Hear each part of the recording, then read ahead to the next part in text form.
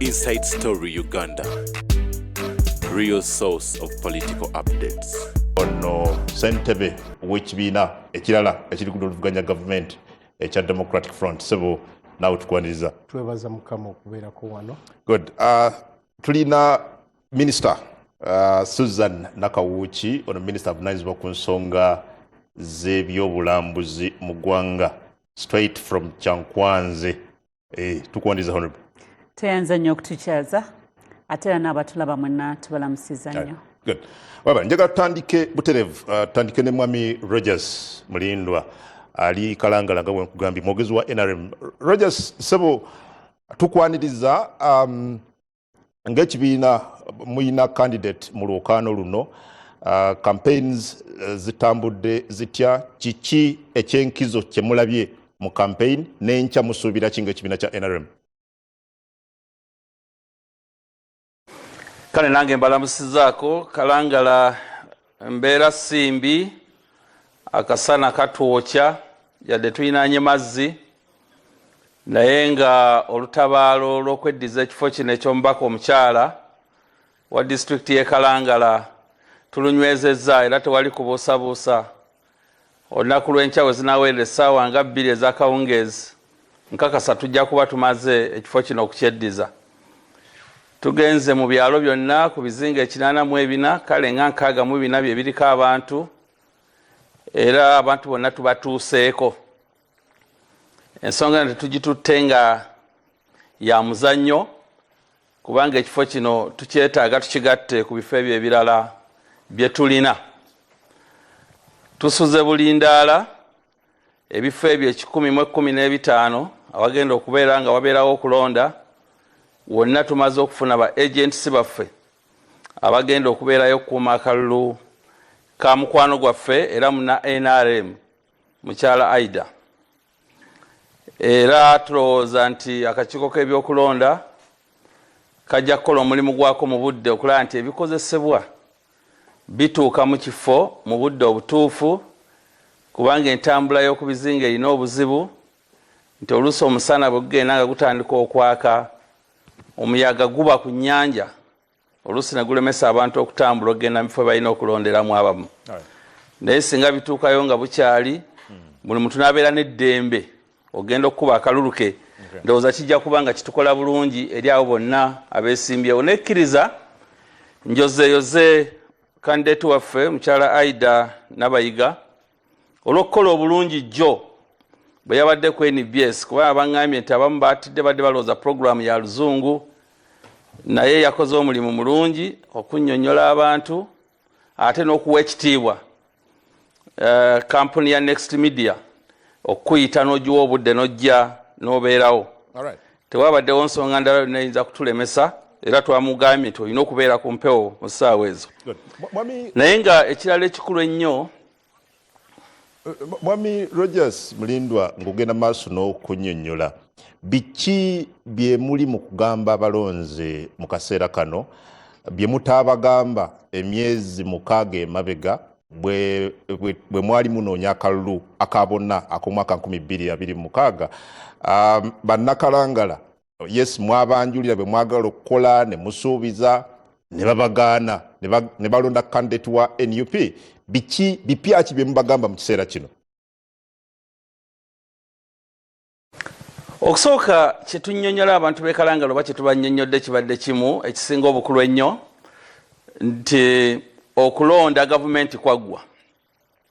Kati buli muntu bw'aba akitegeera nti pulezidenti waali, gavumenti ya NRM, kikwanguira era kikukola bulungi bw'oweereza omuntu anaakolagana ne gavumenti amangu n'okutuusa eddoboozi lyo. Kalangala ebadde mu mikono gy'opposition, Honorable Kabuusu nga bali wano ekyamuswa, eno ng'eriyo omugenzi, naye kati olaba nti abalonzi mu 2026 baasalawo Caroline adde eri ekyamuswa, ne basalawo ne district ya Person mukyalo Nkusajje nga naye wa NRM, ne basalawo n'omubaka Lugoloobi naye ajje nga wa NRM. Kitegeeza nti naguno omukisa baagala okulaba nga balina block emu ng'abantu bonna boogera ekintu kyekimu era ndowooza nti ekyo kye baagala okutuukiriza naye ebiri ebirala olina okukimanya nti no tulina puroguramu yaffe ya NRM kwe tulina okutambulira era pulezidenti y'ensonga lwaki yamuleese wano ayongere okunnyonnyola abantu ebigendererwa byaffe. Well, aba NUP bagamba nti bannakalangala baamala dda okukola okusalawo okwabwe nti baagala kibiina kya baagala candidate of opposition specifically wa NUP okubakiikira mu parliament ye12. Lwaki olowooza nti kino kyalibadde kikyuka mu kaseera kano? Siyinza kulowooza nti aba NUP baamala dda okusalawo nti baagala oyo kubanga nze nina bye ndowooza ku mwannyinaffe omugenzi nti yalina ebibye ng'omuntu yalina karakita ye nga yanjawulo era amaanyi ge n'obuwanguzi bwe yakolanga tebwalinga bwakuba nti wa NUP era njala kakasa nti n'abamu ku NRM bamuwanga akalulu kubanga singa gaali maanyi ga NUP bw'owangula district ennamba kitegeeza ne chairperson wa district mumuwa n'abeera wa NUP kitegeeza ne ba constituency MPs bandibadde ba NUP naye yayinanga ekikye erinnya lya taata we enneeyisa ye mu bantu engeri gyakolaganangamu nabo oba oli awo ne kimufuula ow'enjawulo n'aganja mu bantu ekyo kiyinza obutakola ku mulala kubanga ye ffenna yali mukwano gwaffe kati nga nze ava Luweero omanyi nti ne kumuziika twamuziika Luweero so mwannyinaffe Luweero bantu baffe b'e Luweero naye bannakalangala bayinza okuba nga ate nabo balina ku mulundi guno kye baagala ekirala nga kye baagala batuukirize naye n'ekirala nti kandidate waffe gwe tulina alina ebintu ebikulu nga 5. Waliwo omuntu omu yaŋŋamba nga ndi ku TV yaffe ya NBS ndowooza yali mwami w'e Masaka ono wa DP n'agamba mbu ekisiki ekyokyeko kikwata mangu naye kakati kandidate waffe Aida ngeri gye yaliko mu Parliament 2016-21 asobola okwaka amangu ebibye si byakwongera kumutandisa kiki oyinza okukola biki byonookola ki eyo nsonga y'amaanyi naye ekyokubiri nti kandidate waffe abalonzi bamwogerako bulungi nti alina independent mind nti olaba yaliwo NRM yawakanya age limit yaliwa NRM n'awakanya mobile tax n'abeera wena kugamba bamulabamu ekya okuba nti nno omuntu asobola okuyimirira ne yeetengerera ku lulwe yadde byakola ebiseera ebyo ffe si bye twali twagala nga NRM naye ate abalonzi bakyagala nnyo. Ensonga ey'okusatu nti bamutunuulira kiri kye nkugambyeko nti tubeere ne bulooka emu nga bakulembeze bonna boogera eddoboozi limu mu kalangala ba NRM. Ensonga ey'okuna gye basinga okusimbako essira kwe gamba nti ye asobola okutuukirira gavumenti olw'okuba mubaka wa NRM ajja kwogera ne pulezidenti ajja kwogera ne sipiika Mwangu ajja kwogera ne vice president wayagalira asobola omulaba. N'ensonga ey'okutaano gye boogerako bagamba nti gavumenti yalaze nti emwagala. Omanyi wano we tuli n'abakungu abamu aba NUP batuuse leero okuyingira wano kandidate waabwe balinga gwe baali baavaamu nalaba Honorable Nambooze yajjako wano n'adduka abadduka ate Honorable Mwiru n'ayingirawo yatuuka jjo so abalala bonna babadde tebabeerayo eno naye olaba pulezidenti w'eggwanga asituka n'agamba ngenze kaluluka omubaka wange wa Parliament ekyo kitegeeza nti waliwo ekigendererwa era amwagala nga kandidate we. Mulindo ekisembayo tujja kuddira but ekisembayo mbadde ngoberera campaign zino ekalangala nga agamu ku maloboozi g'empulira okuva mu balonzi bakaaba bagamba tulina ebizibu by'entambula nga bannakalangala era nalabi ne president bwe yabaddeyo n'asuubiza okwongerako ku muwendo gw'ebidyeri ferries oluuyi olwo boogera ku byenjigiriza ebitali birungi ebyobujjanjabi ebitali birungi mubadde mu gavumenti emyaka 40 bwe babanga bannakalangala bagamba nti bino bibalemye okukola mu myaka 4 and you are now making promises you've been making ebbanga lino lyonna lwaki olowooza baalikkiriza bye muli mu kusuubiza kati ebibalemye bakolera mu myaka 40? Kwegamba ekirungi obimbuuza toli kalangala ate nze ndi kalangala nti ate kalangala ono namugjamu kedda emirundi mingi mbadde nzije kalangala eno Kalangala ow'emyaka 2 emabega oba 15 si ye Kalangala owa leero. Kituufu waliwo ebyetaagisa okukola. Abantu abamu bagenda ne babuzibwabuzibwa. Teri ggwanga world over limaze ebizibu byali byonna nga balikozeeko kalibeera America. Abantu kibawanga ekyokulabirako bakyalina ebizibu abatujju bakuba abantu amasasi mu bbanga awo omuliro gubookya buli kiseera balina ebizibu byabwe n'abaavulunkupe gye bali mu US. Nolwekyo buli kitundu kibaako era ebyakyo. Naye olwaliro nsobola okugamba nti bw'oba ovudde e Masaka osobola okusanga ebidyeri 2 okujja wano e Kalangala ng'ekimu bwe kisimbula okuva eri kijja e Kalangala ate kirala kisimbula okuva eno kidde sayidi y'e Masaka. Ebyo tebyaliwo. Kati ebizibu bino byewawulidde boogerako bagambe Nakiwogo ekidyeri oluusi kijja leeti abantu babigambye president. Ebyo biri operational. Kitegeeza nti ekidyeri gye kiri naye enkozesa yaakyo n'abakikolako be balina obuzibu.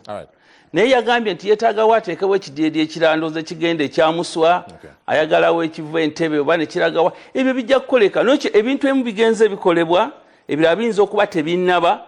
Naye njagala bannayuganda bagwemu endowooza egamba tuteekwa okubeera mu Uganda nga buli kimu kiri bulungi. Kiyinza obutasoboka kukolebwa mu ssaawa y'emu naye bijja kgenda bitambula mpola mpola. Tujja kuddira Mwami Mulindwa mu maaso kawo katono. Mwami Rumushana, ogoberedde campaigns ezibaddewo ezibadde zigenda mu maaso e Kalangala.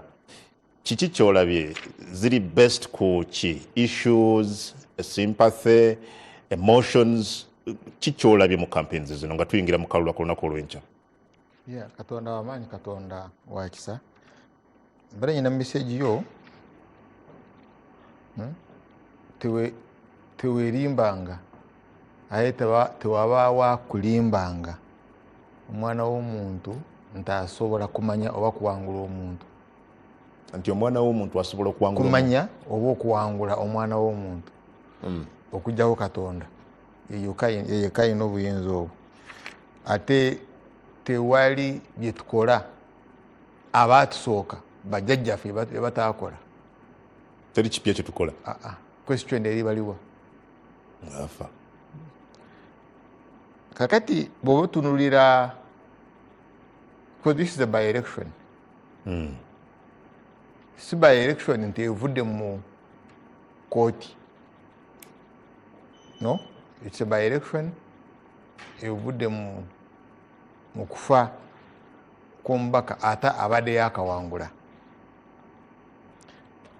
Naye mba njagala tukijje emabega tulabye ekizibu. Kuva 1989 around there, I think 88 or 89, bwebagaziya the National Resistance Council through the RC system. The National Resistance Army yali eyina kye bayita movement system. Kati nga tekkiriza bibiina. So tewaaliwo opposition. But the same NRA again yali eyina candidates. Egamba mmwe abalala bagiwakanya temwesimbawo mu bibiina. Yo si kibiina movement system. But at the same time ate nga eyina ki? Ng'eyina bacandidates. Obubbi bw'obululu then tebwali as widespread as today. Bwali in specific constituencies. Kati nga bw'owulira mukulu Lubega wabulira yabakitaliiko ne Rugunda Mukabale municipality bwaliwo hotspots wamanya Mushega ne Adonia Tiberondwa kati the Chapa Karahanga n'abalala against Kahiro Tafire. Kati nga waliwo aba UPC ne DP batagala bawangule. Mainly in Western Uganda. It was rough in Western Uganda. But the NRA was a little bit tolerant mu Buganda. Bugenda kuya antu wali wa DP yayiseemu and northern Uganda. But Western Uganda okusinga nnyo wali abasirikale ba NRA. It was rough. Engeri gye babba akalulu, engeri gye banziba tebabbanga bwe batyo. Temunaba kutuuka ku level eyo. Where you get candidates n'obateeka mu lyato polling agents n'obateeka mu lyato n'obatwala mu mazzi n'osuula ennanga n'obalekayo. You are yet to see that. Kakati ky'olina leero is the NRA tugenze mu bibiina but yo eyina state party. Eyina? The state party. Now it's even worse. Kakati it has even become a military party. Chovolaba, the NRA caucus yalonze speaker ayalondebwa CDF. Yalondebwa muduumizi w'eggye? Yeah. Speaker. The caucus yatuula kulonda oyo ayalondebwa yawandibwako eddusu omuduumizi w'eggye. So it has become clear now. It's a state. It's an extra state party. It's a military party. But the danger is that system is addicted to rigging. What's addiction? You mtogamba nti mpulira ennyonte. Ennyonte enzita. Nagira olwoya olw'omwenge. Mpulira ennyonta. Kakati bo babeera ennyonta y'okubba. Kati kye bayina omulindo ogwo badolaba mu hoteri. Tumulaba entebe zonna za hoteri. Lwaki olowooza bw'oti Kyaza? Ne bayina amaanyi bateeka kubba. Why? Lwaki olowooza bw'oti? Because they are addicted. Kati kirwadde. That's why you hear of ekyobubbi bw'obululu. It's an addiction.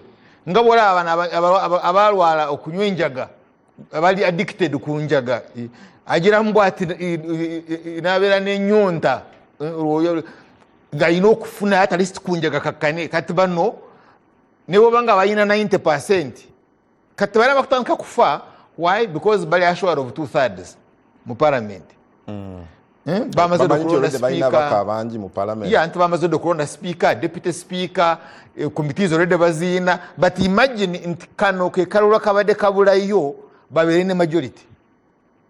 This Entebbe, it was a hung parliament. Nti Entebbe yesalawo ananaabeera ne majority. Kati nga yegenda okulitamininga speaker, yegenda okulitamininga deputy speaker, yegenda okulitamininga ebyo byonna. Wano badolaba kati singa naye helicopter etambula singa nabo tebandyogedde.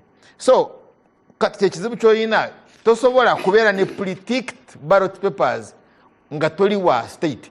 Nti ojenga obululu bw'okulonda bamaze dde okubugolola. Ekitegeeza mu electoral commission gye muli. Kati wabanga obadde owuliriza Mr. Byabakama gyali olaba yennyonnyolako nagamba bannange mugume mujja kulonda. All quarrels are about rigging. So kati bw'otandika what are the issues? Oba ofuuse propagandist. That's why they say bambi omulwadde alumye ejiiko.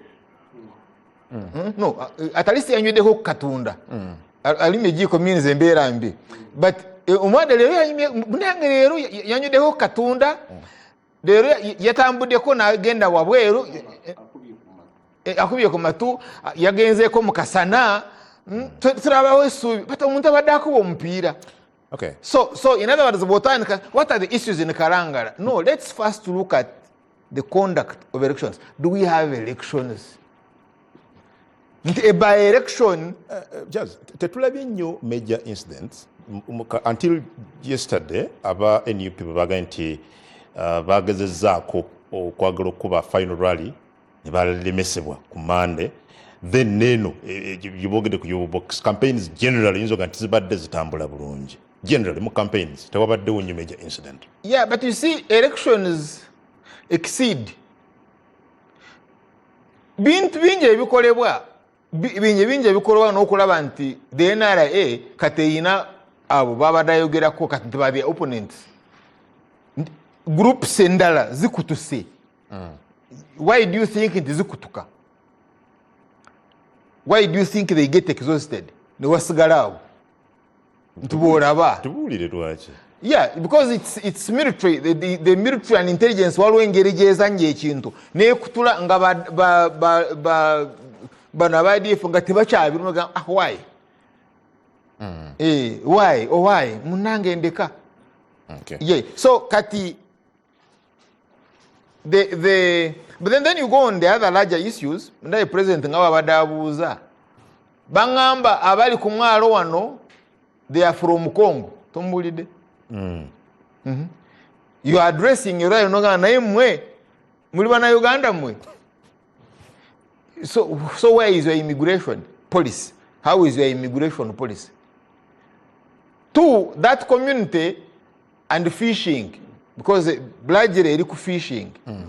And how the issue of fishing is a military issue. Fishing the agricultural issue, because zinakulira kunyanya nga tuyina fish guards. Okay. Now we don't have. So the chobala n'ababogerera balala badolaba the nature of the boats ngeri gyo badogalaba, that's fuel. Njakuda Charles, njagala kugenda kukalangala kati njakudda nfune omwogezi ssabakunzi w'ekibiina kya NUP omwami Habib Buwembo.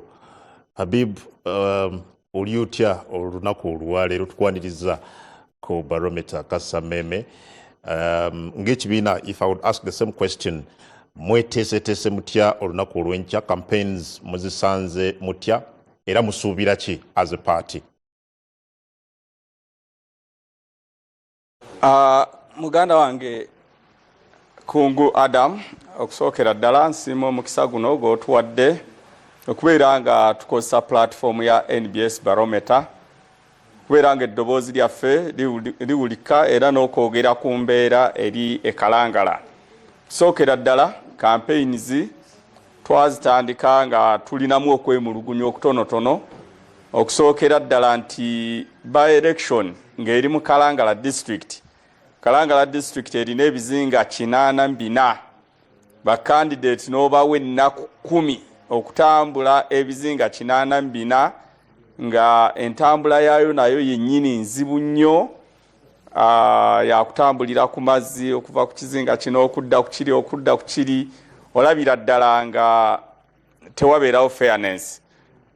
Mu mbeera ey'ebyokulonda bulijjo batunuulira parishes, buli parish at least ne bagiwa olunaku lumu. Kalangala erina parishes 17. Okuzitambula kati bw'otunuulira waliwo parishi ng'osanga erina ebizinga 3 parishi emu, ng'olina okuva ku lyato lino ogende ku ddala otuuke ku kyalo ekirala, then ate okiveeko otambulire ku lyato odde ku kirala. Olabira ddala nga obudde tebumala. Naye era ffe ng'aba NUP twa deployinga ttiimu. Nze kennyini kuva ku nomination day mbadde mu Kalangala simufulumangamu, mbadde nkuyegera candidate waffe n'abakulembeze abalala bonna, Secretary General waffe Honorable David Lewis Rubongoya, bw'otunuulira Honorable Namuga, Honorable Nalukola, ababaka bonna bavuddeyo nga tukola omulimu bulungi nnyo. Abe-NRM bagenda okulaba nga space tugiwambye, buli wamu ffe tulabika. Ku bizinga ffe tuliyo. Bano bamulindwa abo badoyogera nabo amazzi bagatya, excuse gye bawa, ennyanja tabanguse, naye nga bo bennyini ennyanja bakimanyi nti wawangaalirayo abantu be bazze okwogera nabo. Kati bagamba nti ennyanja atabanguse tetusobola kutambula. Kati bo badde batambula batya? Embeera eyo ffe twagigumira. Lunaku ku lunaku mu kiro nga tutambula kizinga ku kizinga. Naye ekyasinze okunnuma ennyo era okundeeta ennyiike mu mutima mu kampeyini eno kwe kutuuka ne batandika okutusalako ennaku ku nnaku 10 ze twemulugunyaako. Olunaku lwa Mande twali twalwaloketinga era ku road map yaffe gye twaharmonizinga ne bacandidates nga tuli supervised by Electoral Commission, twalambika ntujja kubeera mu Kalangala Town Council ku kasaawe ka Kaala. Ku lunaku lw'omukaaga aba security ne balyoka bategeeza nti General Museveni ajja ku kizinga kyekimu ekya Kalangala therefore temusobola kubeera mu town council mu kiseera kyekimu nga ne General Museveni kwali. Ne tugamba kati tukoze tya mwogere ne Electoral Commission ye manager waffe, then either akise mu buwandiike akola adjustment atuwa ekifo ekirala kyonna ffe we are ready. Ne tuula ne Electoral Commission ne tuwa ekifo ekirala ekasekulo ekyesudde wala ne Mzee Museveni we yadde alina okubeera. Olunaku lwa Sunday ng'enkeera Monday tumaze okupangisa public address system, abatenti bazireese, obutebe babuleese, tumaze okukola program abakulembeze because lale yesembayo it is more so of a political party rally. Abakulembeze b'ekibiina bonna baba balina okubeerawo. Bamaze okukola enteekateeka batuuse ne batugamba temujja kusobola kubeera ku kizinga kyekimu ne General Museveni. Okay, well, Bwana Habib, lwakadde tufunze but nsonga ki throughout the campaigns zemubadde mubuulira abalonzi, I've heard some people say nti mwesibye nnyo ku mukululo gw'omugenzi Nakimuli as opposed mu kwogera obusobozi bwa candidate gwe mutadde mu lwokaano luno. Simanyi abo obaanukula otya?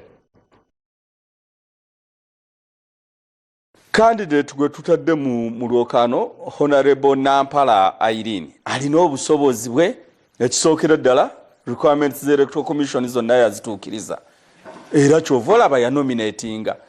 Ekirala muntu gw'otalina ky'osobola kumwerondako nti oba kino oba kiri, nga bw'olaba candidate w'abannaffe bw'alina ebizibu bye yaliko mu palamenti mu kisanja kya 2016 21 kyekyamugisaayo nga abalonzi bennyini abamusaayo bamugoba. Bwe bamusindika yajja n'akola consultation bannaye tugikwateko ne bamugamba togikwatako, n'akunuukiriza n'agikwatako. Kyekimu ku byamukubya. Bw'omunoonya mu records talina ogamba nti nno yayimirirako mu palamenti na representing abantu b'ekalangala. Kaakati lwaki tutambulira ku programu y'omugenzi nti omugenzi yali alipresentinga NUP as an institution. Omugenzi yaleeterebwa mu maka geegamu candidate waffe Nampala Irene mwalereddwa. Omugenzi yatambulanga ne Irene mukulu we mu programs ezisinga ne proposals ezimu eza projects ezimu Irene yali part kuzo. Katubadde tunnyonnyola abantu nti ekisanja kya 2026 mwakiwadda Nakimuli Helen. Kati Nakimuli okufa kwe tekwategereka ne kusaaya leero jjukira batugamba bagenda kuwa postmortem report mu weeks 2 tuli mu myezi 2 n'ekitundu terabikanga. Kati nga tubategeeza nti omuntu agenda okwongerayo okutambuza ebyo byonna ebyali mu manifesto ya Helen ye Nampala Irene. Era ekyo abalonzi bakipasivinze bulungi. Ekisembayo mu kitundu kino mwami Buwembo tukuddire. Owulidde mwami Rogers Mulindwa n'abamu ku bali mu kibiina kya NRM nga baga nti Kalangala yeetaaga omuntu agenda okukola very closely ne government bwe baba nga bakusobola okufuna obuweereza obulungi. And in this case balowooza nti candidate wa NRM yanaasobola okutuukirira president, yanaasobola okutuukirira abaminisita ab'enjawulo nga alobinga oba nga asaka. Aboogera kino bagamba ki? Aboogera ekyo tebamanyi bifa Kalangala, bali mu distance. Nga mwami Rogers Mulindwa Kalangala amuyingidde kawungeezi ka leero era enkya buno agenda okuzibanga yawese dda. Abalonzi b'e Kalangala bagamba nti mu 2026 NRM yabasuubiza nti bwe mulonda yero ebizibu byammwe bigenda kukolwako, emirimu gyammwe gigenda kukuumibwa bulungi, then tugenda bongeramu n'ebirala bye mubadde temulinamu tubagondeza entambula. Ne balonda Lugolobi WNRM, ne balonda Kalo WNRM, Chairman LC5 WNRM. Bwe baava mu kulonda bwe bati ekyaddako kwali kubagoba ku nnyanja, teri kuvuba mukene, teri kuva na leero empuuta teri zivuba, ne batandika okubajjako emirimu gyabwe. Era abasinga ne basengulwa n'okusengulwa abafoosingibwa okuva ku bizinga kati kuva omugenzi Helen lwe yafa bakubuuza nti wali ozzeemu okuwulira omuzindaalo gwaffe nga gwogera mu palamenti ng'abo ababiri gye bali gwakoma ku Helen so bagamba nti bwe tussaayo Irene Nampala omuzindaalo gwaffe gugenda kuddamu gwogere. A very quick one. Nja kusaba ato obiyise ebibuuzo bino ebibiri byanukule mbufunze ddala mwami Buwembo olwakadde. Tukuwuliddeko nga tuwuliddeko abamu kummwe mu kibiina kya NUP nga mwemulugunyako bubox bw'obululu ne serial numbers. You need to tell us something about that. But also bw'otunulira okulonda okuddamu okulonda kutuze tubeera nako okuli most recent ojjeko ndowooza by election mu kitundu kimu ekyekawempe abavuganya muzze temukola bulungi osobola okwogera ku Kayunga oyogera ku Oyam n'ebifo ebirala gye tubadde ne by elections zino. What makes you convinced nti ekalangala abavuganya mugenda kuwangula akalulu kano? Okusookera ddala ku ky'obubokisi mukimanyi bulungi nti bwe baba baleeta obubokisi obwo okuva ku headquarter baweerezaako ebibiina kye bayita parking list biki ebiri mu bubokisi serial numbers zaabyo ne kufulu oba siirwa esirinze box ng'eriko serial number bwe batuusizza ne tuinspectinga nga parking list serial numbers eza box 17 mu ggombolola ly'e Bugoye nga zonna tezikwatagana ne serial number eziri ku series. Ekyo ne tukiwakanya nti series zino azikyusizza alina okuba nga alina ekigendererwa ekisobola obutatambuza bulungi byakulonda. Ne tusaba complaint yaffe nga tusaba basooke basumula obubokisi buno tutegeere oba ebirimu bikwatagana n'ebiri ebiri mu parking list. Okuva jo twalemye okukkaanya ne returning officer okutuusiza ddala leero byabakama chairman w'akakiiko bwazze Kalangala n'awuliriza complaint yaffe era naye nakkaanyiza wamu naffe era ne tusumula obubokisi obwo ne tucekinga nga ebirimu byo tebyabadde tampered with era ne tukkiriziganya ne bassaako siirwa endala kati ze tulikodinze. Then obuuzizza nti nno church tulowoozesa nti by election eno tusobola ogiwangula ng'ezimu ezizze zitambula tubadde tuziruzinga. Njagala kujjukiza nti NUP entandikwa yaayo yajjira ku musingi gwa people power. People power ekyagifuula ensonga mu ggwanga lyonna yamerukira mu by election. Ojjukira Arua, it was a by election era wali efujjo wali okweswata kw'aba Rogers Mulindwa bano sente nga bazitambuza ne tubakuba akalulu. Tuzze tutambula mu by elections ezimu Kawempe walabe efujjo lye bakola twagiwangula. Eyekayunga gy'oyogeddeko ensi yonna ekakasa nti NUP yawangula Kayunga ne Muzeeyi Museveni n'avaayo n'agamba nti NRM nga tasazeewo tosobola kukola ki. Kaakati obwesige bwaffe amaanyi gaffe gali mu bantu people power. Webali mwami Habibu Buwembo tujja kudda kadde katutwala. Honorable Susan Nakawuki. NRM government ekoledde ba island communities ebintu ebirabwako ebyenkizo ebisobola okusigala nga bakyalonda ba candidates babawadde. Neyanziza nnyo abantu b'e Kalangala njagala okusookera ddala okubeebaza nti omulundi guno baasalawo balonde NRM. Bafuna omukisa guli omulundi balondako abantu bwa opposition aba NUP ne babawa services ze babawa naye ng'ate already baali balabyeko kuza NRM ze yali ebawadde emabega ne bafuna comparison. Kati omulundi guno okulonda ekwazze ne basalawo ate baddemu balonde NRM. Honorable Nakimuli, now the late, Katonda mummuze mirembe, yali muntu wanjawulo ye ng'omuntu. Era nkakasa 10 ku kinnaakyo nti abantu b'e Kalangala tebamulonda kubanga wa Nuupu. Bamulonda lwa personality ye nga Nakimuli. Nti naffe ng'aba NRM nga tukolagana nnyo ne Honorable Nakimuli nga ina personality eyagalwa buli omu ate nga mukyala amanyi okulambika ensonga. era bw'obanga for any political analyst abala ebyobufuzi omanye ebyobululu biba byakubala. You can put 2 and 2 together n'omanya wano mpitawo basiitawo. Bw'otunulira trends engeri abantu b'ekalangala gye balondamu akalulu kano aka 2026 ke twakamaliriza. Bayina constituency 2 district ya kusatu. N'ekifo ekya LC5 era ekiri ku district. Naye bw'oba olaba constituency ezirimu nga Kyamuswa balonda wa NRM Karo Birungi na Nnyondo. Constituency ey'okubiri eya Bujumba era balonda wa NRM Mwami Lugoloobi. Chairman LC5 era ne balonda wa NRM Mukyala Agnes Lunkuse. Kati Nakimuli nga woman MP oyo yali compromise vote nti n'aba NRM bamulondo olw'engeri gyali akolaganamu nabo. Naye ate era Nakimuli yali abadde CDO Community Development Officer mu Kalangala okumala akaseera. Kati n'abeera nga akaluluke akaaninze ng'omuntu. Era bw'oba otunulira ne bachairman b'amagombolola nga baabalonda. By percentage NRM yatwala 98%. Ebifa 23 ba NRM. Bw'olulira ne bakansalazi be balina.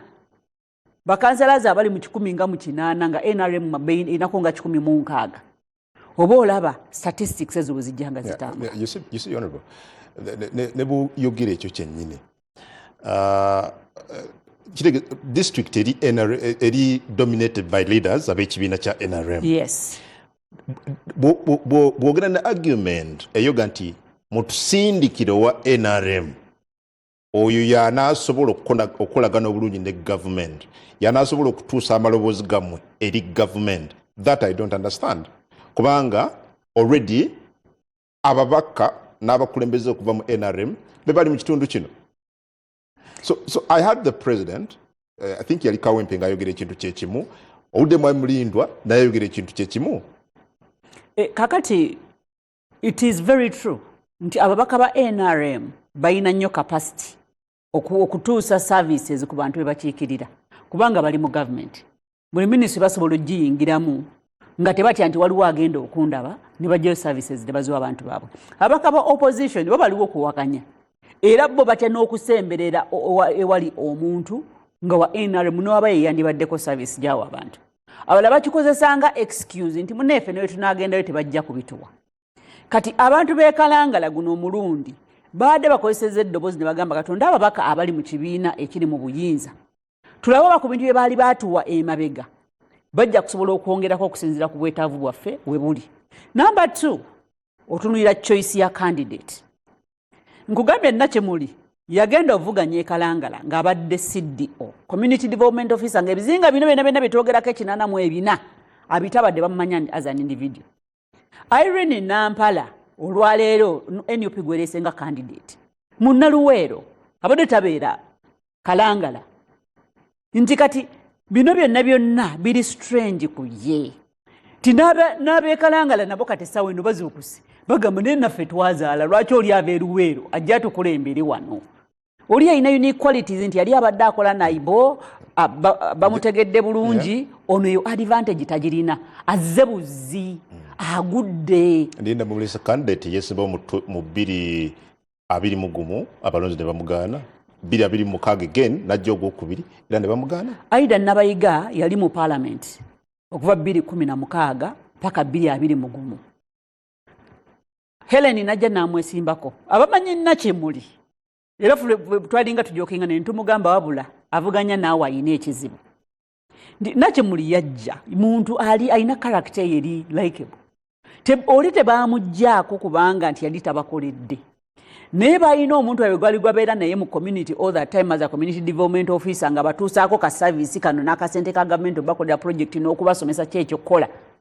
Ne balowooza nti oba oli awo engeri gy'abadde akola nabo mu community ajja kubeera beta kuba kati Nabayiga bambi alina engeri gy'akwatamu ebintu byera ne baba yabadde wano omulabe by character mukyala mukakkamu musomesa Nakimuli wakifuba palapande kamanyi okwogera kalina effujjo kwegamba kaleeta vibe mu kalulu ne kamuwangula but not because yayita bakoledde.